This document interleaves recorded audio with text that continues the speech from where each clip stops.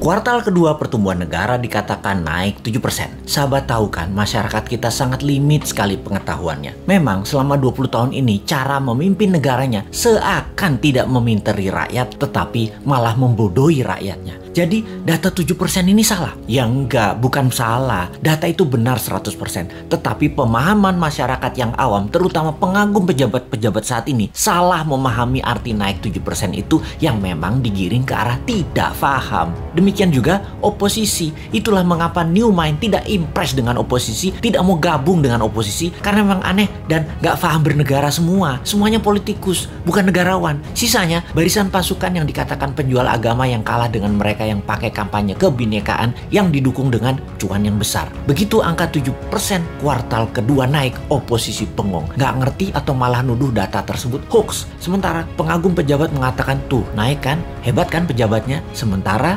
realita tetangga seputaran dan orang jauh sebelum PPKM sudah berat ekonominya. Sekarang lebih gak muter lagi, nambah sekarat, butuh oksigen. Kok gak ada yang naik? Begini melihatnya. Biar makin paham bahwa New Mind mencoba memberikan pemahaman cara cerdas bernegara. Naik 7% itu year on year. Paham? Nggak peduli. Kini kita ilustrasikan. Tahun lalu minusnya 1,9%. Tahun ini minusnya 1,7%. Naik dari minus 1,9% ke 1,7% itu naik sekian persen. Betul kan? Ya betul, naiknya begitu kira-kira. Bukan dari 1,9 minusnya total lompat plus 7%. Ya bukan begitu. Jadi data tidak salah. Cuman demi populerisme. Kayak artis gitu deh. Nggak boleh terlihat jelek. Jadi diambillah mengemasnya dari sisi positif. Itu tidak salah. Yang salah adalah pemahaman banyak orang yang terus dipolitisasi. Mangkel deh 20 tahun ini gak dewasa-dewasa juga bernegaranya. Lebih mangkel lagi, kenapa setiap masalah pejabat yang ditugaskan dia lagi.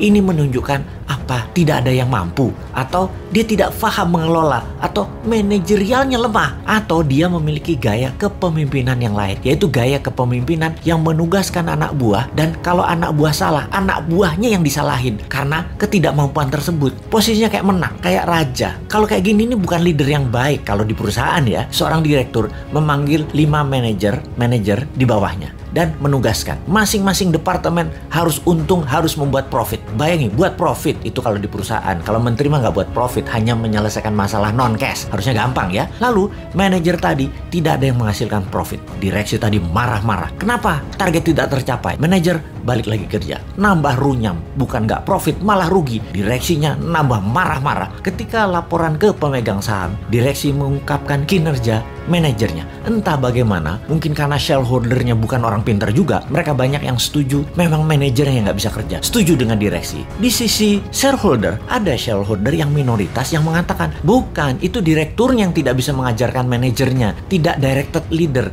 tidak berpengalaman bisnis multinasional. Memang dia yang tidak mampu.